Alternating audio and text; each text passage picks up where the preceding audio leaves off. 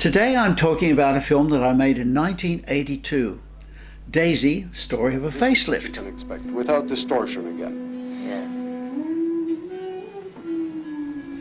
This is an interesting one in a way because it's not a topic that I would choose to do. I don't like plastic surgery. I don't like people, recreating their faces or their boobs or their bottoms or whatever. It doesn't appeal to me at all.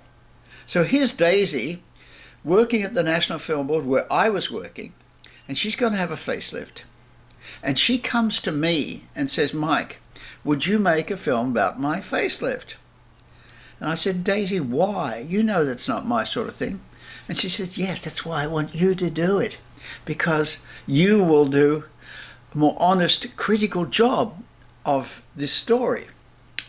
Well, I had to admit it was a story. It was going to be a story with a beginning, middle, and end. And as you know, that's something that I'm really looking for.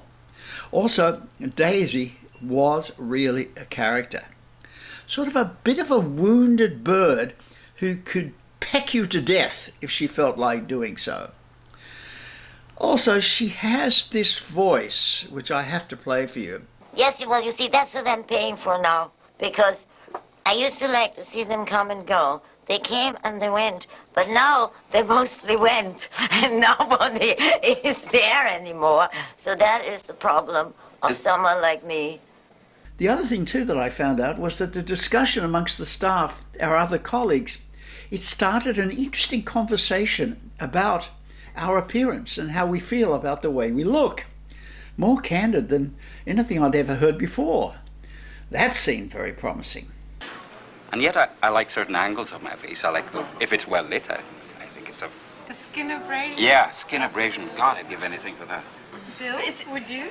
Well, I'd like to have the pouches removed from under my eyes. The bags. Well, you hide it with your glasses. Nobody But can on see the other them. hand, I had those at the age of 13 onwards. I feel that I was born looking 40, so maybe there's not much point. It's interesting how we all have little things that really disturb us about our looks and that we think make such a difference, and other people don't even see. No. So I said yes. It turned out that there was somebody else involved, a producer, an outside producer called Harry Gulkin. He was associated with it from the very beginning. And so we were going to be a team. He was going to be a co-production between Harry Gulkin, his company, and the film board. All good. Friend of Daisy's. But then as we began to sort of plan the film out, he wanted the film now to be an essay on beauty. Beauty through the ages, our obsession with appearance. I said, "Harry, look, I'm not an essayist. I think it's very interesting, beauty through the ages. Maybe there's a place for a bit of it in the film. But I do personalities of people. I do observational films that follow a story. And that's what I want to do." Harry jacked up and said, no, it has to be a film, an essay about beauty. Drop Daisy. Well, firstly, you can imagine how Daisy reacted to that idea, that she be virtually dropped from the film. No way was Daisy going to accept that. I tried very hard to bring Harry around. The first sequence that you see in the film, Dr. Schwartz is over Daisy's shoulder and he's showing her what the facelift could do for her. I shot that to show Harry that she looked great on the screen. And then I shot a very problematic sequence in the middle of the film where we actually made something up, which I don't think you should do.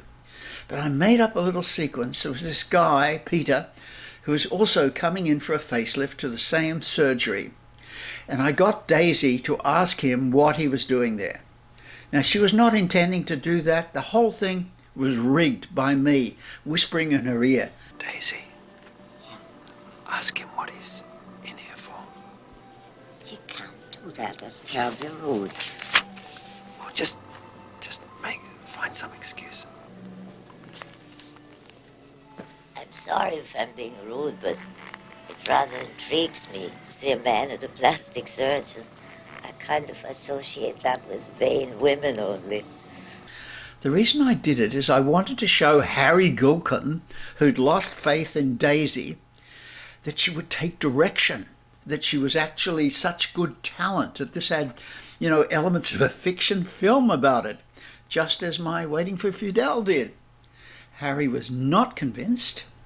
He stuck to his guns that Daisy be out of the film and it'd be an essay on beauty, and we parted ways very acrimoniously.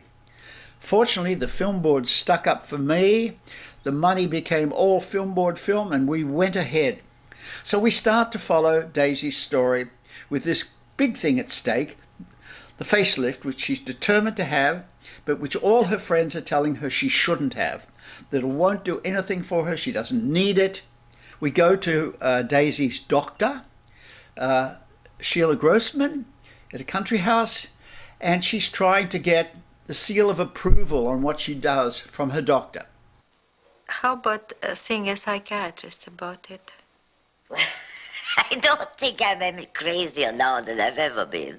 So I doubt very much that just because I want a facelift, I should go and see a psychiatrist. Sheila, let's face it, if I may use that word I'm getting sick of, don't you know a great many people who've had facelifts without any problems? Husband David hovering around, bringing in some coffee, and she says to David very provocatively, Are looks important to men or aren't they? Yes, definitely.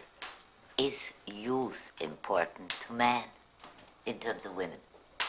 I don't think youth is quite so important. So when you see 5 women, 10 women, the first impression is what makes you select them, isn't it? Yes. Before you open the package, you look at the wrapping, don't you? Yes. Shit. Come on. I thought it's personality which is the most important and not the Yes, rapper. but that comes in only afterwards. That's right.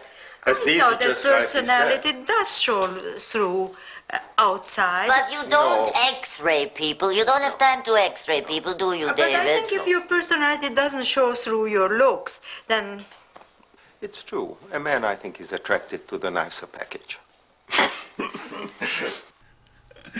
Anyway, everybody laughs. It's a sort of outrageous thing that Daisy says. And so after that, I actually got to what Harry was suggesting.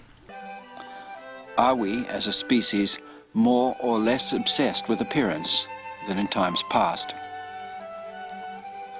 And so I discovered Johann Caspar Lavater, whose essays on what he called physiognomy caused a sensation in Europe 200 years ago. Fewer people read in those days, of course, but so seductive were his theories, and such a hunger did they satisfy, that his work went to 150 editions in German, French, in English, and in Dutch. And what was all the fuss about? The human face. How to judge the inner character from the outer mask. Well, this craze spread like an epidemic. No marriage, no business partnership could be consummated without consulting the physiognomist.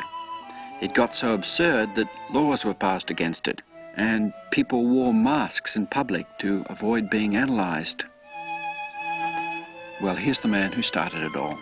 A kindly man, it's said, although his judgments were often cruel. For example, this nose is inclined to be sensuous. The underpart is absolutely gross. And I would be tempted to say that the upper part of this face is English. The imbecility of the underlip indicate an extreme listlessness and debility of mind. And then I decided, okay, so people were mad crazy about appearance back then, but what about today? This is Dr. Michael Kallick, a psychologist with the University of Massachusetts.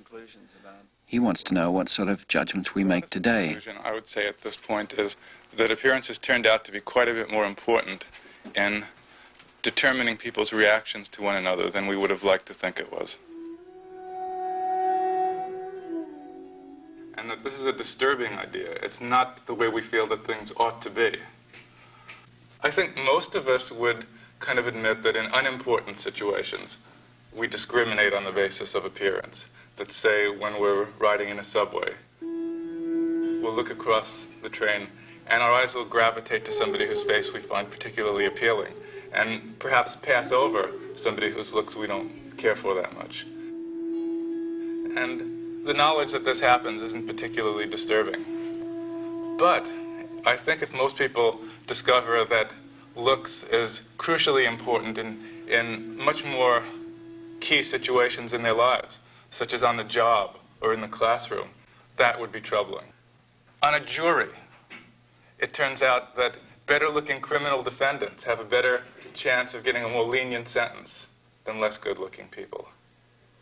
In the classroom, even down to the elementary school level, it turns out that a teacher will think that a nicer-looking kid is a brighter kid, is a nicer kid. So anyway, we come back to Daisy and her quest to look better with perhaps a little bit more understanding and sympathy. It's not an easy thing to face, is aging. And the only reason I really agreed to do this film in a way was because there are an awful lot of people who are considering facelifts today, because it is a sort of way to stave off whatever horrid future one has to face. We go on from there, and it's a moment to pick up this business of story threads. You might remember that I said that stories in documentary are not like fiction films because they're more ephemeral, the threads are more broken, so you have to be very careful to sort of nurture them as they go along. At this moment, we hark back in the Daisy story to Sheila, her doctor's suggestion that she see a psychiatrist. So, have to keep going. I did not come here, Dr. Bivnicki, to ask you as a psychiatrist whether I should or shouldn't have a facelift. You have come to tell us why you want it. Is that so, or what? No, you are a psychiatrist, right? I assume so. Yeah. Now, plastic surgeons say that they do not take every patient. It is very important what motivations you have before you go to the operation. Mm-hmm. In other words, supposing you just got divorced, suppose your husband ran off with a younger woman, and you think that a facelift is going to either get him back or something like that, then of course you're doing it for the wrong reasons, because you are going to be disappointed if you expect something specific. And if I find a man, fine. But it's not for that I will do it, or that I expect it. That would also be a wrong motivation. Then there's something wrong with them. Then they really need a psychiatrist and not a facelift. Somewhere about this point, she goes into Dr. Schwartz, the doctor who's going to do the operation, and he insists that she faces how dangerous this is. I really feel that I don't want to know too much about the complications because one needs to feel positive. And I would still insist, though, that despite of the fact that you want to be positive about it, and this is very good, that you should know what can go wrong. After he's scared Daisy, he shows me all of these photographs about horrible results. Our textbooks in plastic surgery are really filled with examples of this one. This nose has been practically mutilated, and it's a difficult. In a way, yes, it's difficult to reconstruct this. They have to take your skin. They have to sort of. Yes, I know. I don't want to know the down details. Under your neck here, and well, I think you should know about it because it's an elective operation. I mean, But I have elected to do it. So then we come back to Montreal, and we find that Peter, the man we met in the waiting room, he's ready for his facelift. So I decide I'm not going to show you Daisy's facelift. She's our heroine. We can't do that to her. So I show Peter's facelift instead. Now it's pretty gruesome. And I do something that made the film a bit notorious. Because it's gruesome, I tell people that. I'll announce the bloody bits before they appear so that those who want to can close their eyes. Nothing too bad here. Just little strips of skin being snipped from below the eye so that his bags will be gone. At one point, so I say, okay, we're over the most gruesome bits, which was fat being pulled out of Peter's Peter's chin, for example.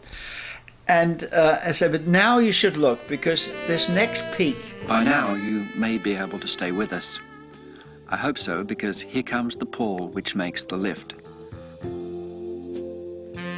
Seeing this is worth 1,000 words and may save you $3,000. As the skin is pulled back around the ear, as you realize that our faces are a mask.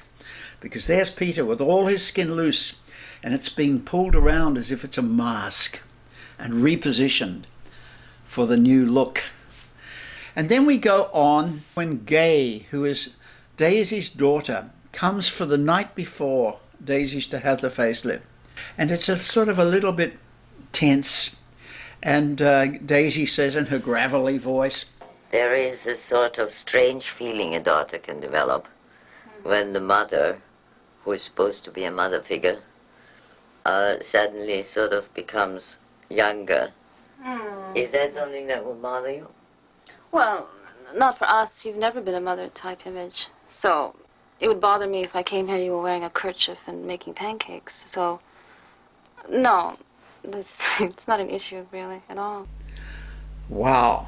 That I didn't know at the time would echo very much with my film made in 1984, 2 years later, about Margaret Atwood.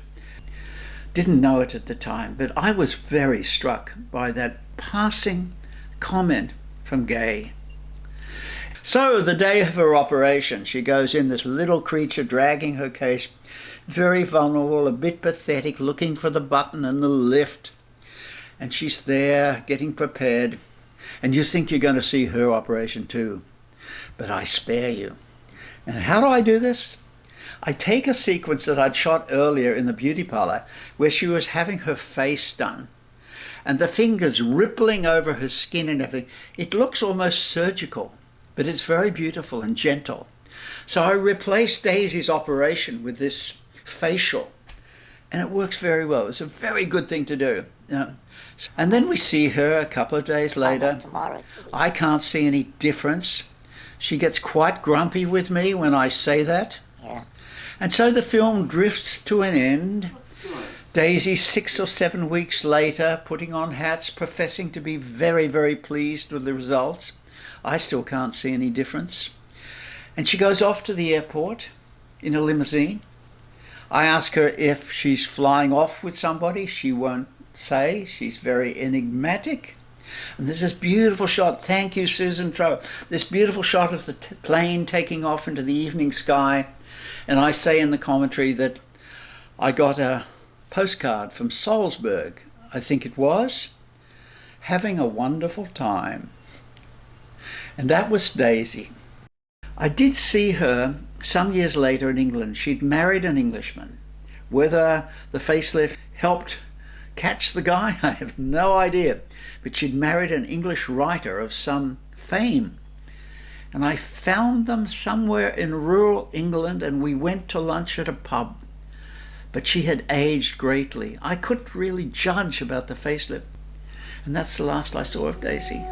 So after the film was finished, I actually enjoyed very much taking it around, especially to universities, and facing feminist audiences who were not as hostile as I was expecting. I don't know why that was exactly. That perhaps we all admit inside that we're silly when it comes to appearance, that we're vain and so on. And Daisy does this so candidly that she's disarming. And the other thing might have been that it was a good idea that the facelift, the physical surgery, happened to a man and not to Daisy. That perhaps also deflected some criticism. But the film was great food for thought, my principle number 5. Terrific debates started around the film. And as I say, I very much enjoyed touring with it, as you will probably have to do with the films that you'd make. And you should welcome that possibility, because it's very enriching and enlightening, and it pushes you on to the next thing.